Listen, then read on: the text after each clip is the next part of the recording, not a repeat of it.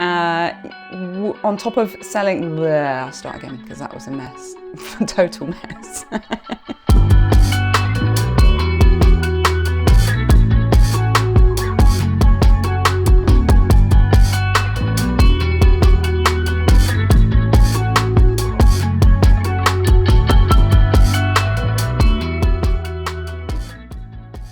Welcome back to the channel, everyone.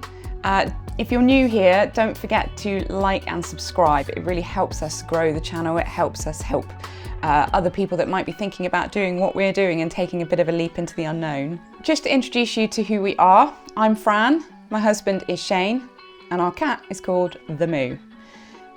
I'll explain some other time. He has a lot of other names, some of them can't be repeated on here.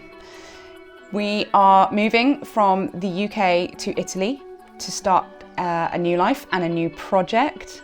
We have completed our house here and we want to try new shores. We want to see what the rest of the world holds for us. And so we found our little slice of heaven in Abruzzo. And we are leaving in about 2 weeks' time. So follow us along if you are thinking about it, if you are wishing, hoping, if it's something you've never thought of, if it's something that you've always dreamed of. And follow us because we're going to give you the nitty-gritty of what it's like, what we're doing, what we got right, what we've got wrong, how much it's cost, and what life is like. And I think that's something that I would like to know more about, and I'll share that with you. We will share that with you as we go along. Shout out to our friends Marta and Dan at Casallegra in Italy. They have a YouTube channel. They are starting their journey. They're a little bit earlier in the journey than we are. And they are moving from London to Italy with Pedro the cat, the most important part of the family. They, like I say, are a little bit earlier than us in the process, but Marta is originally from Rome, so I think they've probably got the jump on us. But it's really interesting to see how other people are doing it and what choices they're making. And they are looking at Tuscany and Umbria. So they're looking at slightly different regions than us. Really fascinating to watch. So I'll make sure that we put a link in the description to their YouTube channel, Casallegra in Italy, and follow along for more information and more updates from them. This week has been in our top 5 of stressful weeks in the last few months. It's been really up there with the amount that we've had to deal with. Not only are we negotiating the sale on our current house and boxing up our life here and arranging movers, shippers, and all the legalities that go with selling a house here, but we're trying to dovetail that in with the house purchase in Italy so that there's as seamless a transfer as there can be. That's not always been the easiest situation. The real move starts next Friday. The plan, as we have now laid it out, is that Shane will fly over to Pescara, pick up a hire car, bring the hire car all the way back to the UK to pick up our most precious asset, not me, the cat. And we, as a family, will then drive back to Abruzzo. It's a lot of driving, not going to lie, but it's the only way that we can manage it with the Moo. And like I say, as he's the most important person, anybody that knows me will know he's pretty much the most important person and definitely more important than Shane. So it has to be done in a style and a comfort level to which he will tolerate. So that's the plan there. And then to add to that level of stress, we have had some developments at the house in Italy. So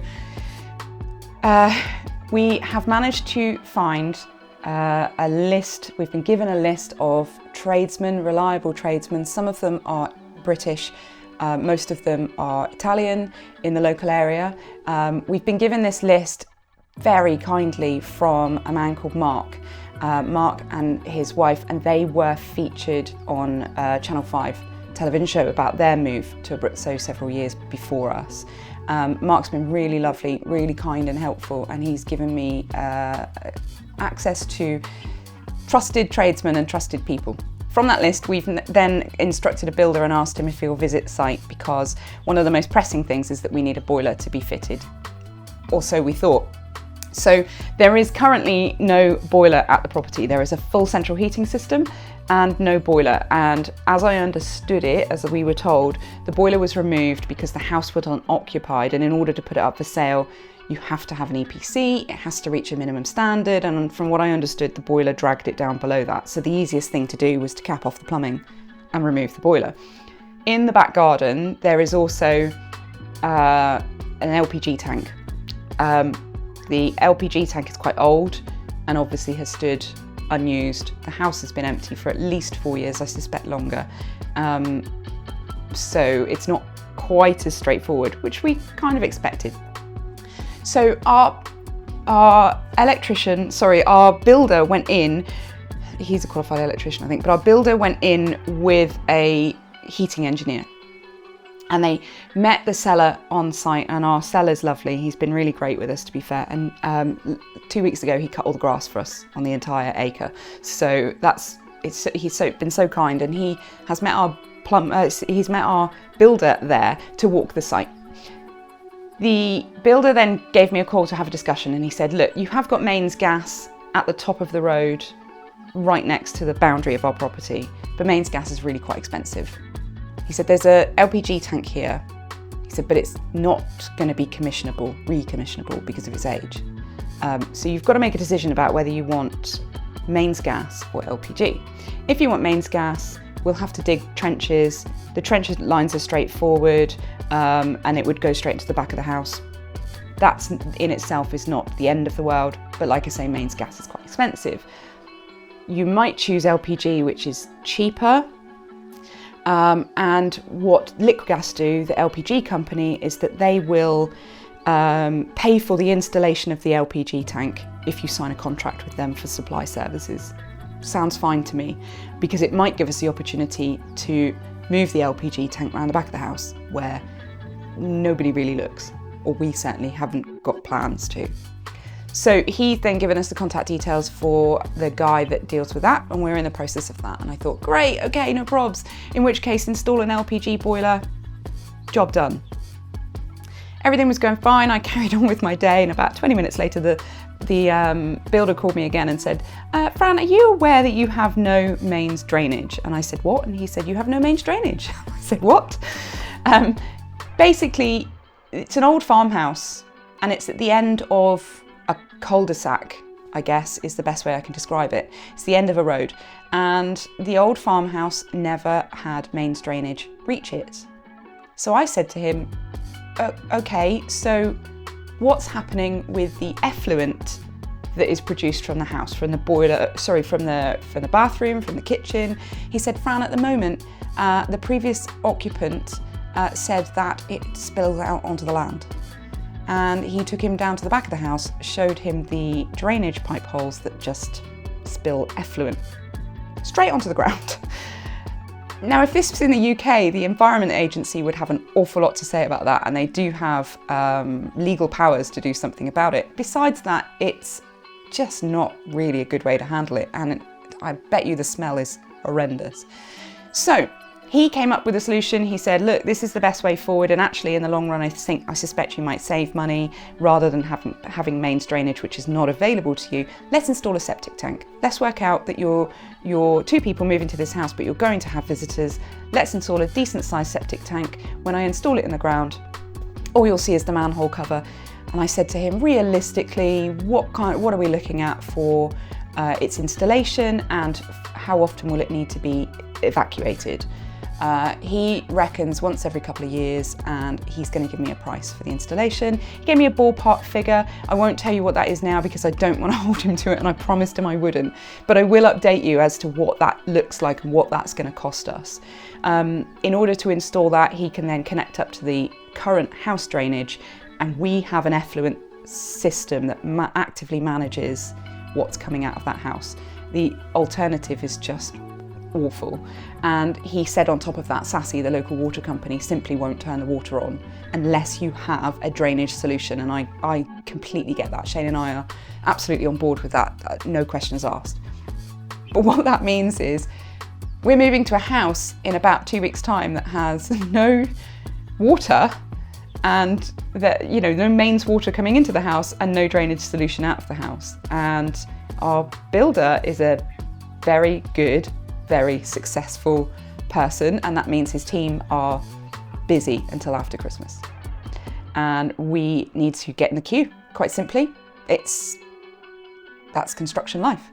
So we are aware of that. We have looked into a lot of alternatives, and these are the alternatives we came up with. Please bear in mind we have a 12-year-old cat who really doesn't like upheaval and doesn't like to be parted from us for too long.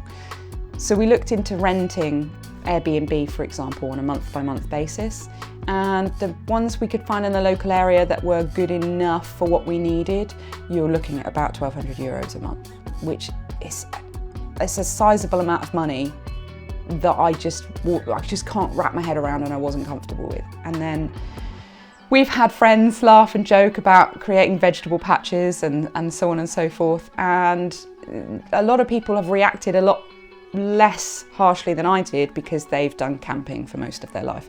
So they've suggested bringing a caravan to the site with wastewater tank, so on and so forth. We've rigged up what we think is probably the best solution to this situation. We are hiring a portaloo that will sit on the hard stand directly outside the front door for a couple of months. That also serves that when the builder and his team come to site, they then have facilities, welfare facilities for their use as well, because the thought of them not having welfare facilities, they're not comfortable with that. And then we found this solution online, and again, I'll put a link in the description if anybody else is up against this bizarre situation. It is a gas-powered unit that provides and heats hot water, effectively a camping shower, but not a camping shower with just a bag. It's an actual unit that looks like a small computer tower, and you put what the Italians call a bombola, so you put a gas bottle, camping gas bottle on the back of it, propane, and the propane gas bottle, depending on its size, gives you a number of minutes, a number of, so like you get, I think the largest tank that it will fit is 450 grams, and we'll do kind of 30 to 45 minutes of shower. We have a cubicle. We need to find a wastewater collection tank, and then we have ourselves rigged up a temporary, albeit temporary, shower inside a shower cubicle inside the house. And that's currently how we're going to manage it. If anybody's got any other suggestions or ideas or great solutions that we haven't thought of, I am all ears. But at the moment, that looks like the only way to do it, because it allows us to settle into the house. It allows us to settle the moo into the house and do internal works necessary to make it livable, whilst the building team are installing the septic tank and turning on the water. We will have electrics. We do have a solar array of our own that's not connected to the house, but we will need running water. But this allows us to cope while that process takes its place. It also allows that the moo can settle into the house rather than constantly uplifting him. I'm quite aware that we've already moved him from the UK, 3 days travel, to then settle him into an Airbnb for a couple of months, only to give him upheaval again. I didn't think was particularly fair on him, and it's something that Shane and I are conscious of and want to avoid. So that's what we've come up with, guys. Let me know what you think. Let me know if you think it's going to be terrible. Franny doesn't camp, so this is going to be a new horizon for me. This is a new experience and not something I'm particularly comfortable with, but I also know that you need to break a few eggs to make an omelette. Mains drainage to farmhouses, it turns out, is not having mains drainage, not having mains gas is a pretty normal thing. Perhaps we didn't ask the right questions. We didn't know to ask, we didn't think to ask, and that's on us. There are ways out of this, and like I say, as we go through, we will discuss the finances of what it's taken to get us to that point, to turn on the electric, to install an LPG tank, to install a septic tank. We'll run you through all of that as we know, but this is what we're facing. Pray for us, guys. We're going to a house with no running water. So like I say, subscribe, follow us, click the link, and keep up with us, keep praying for us, and follow us along as we do this mad journey into the unknown. And we will catch you in a week's time to let you know an update, if we have one, on the house situation and how we're getting on with getting ready to depart the UK. Thanks very much, guys. See you soon.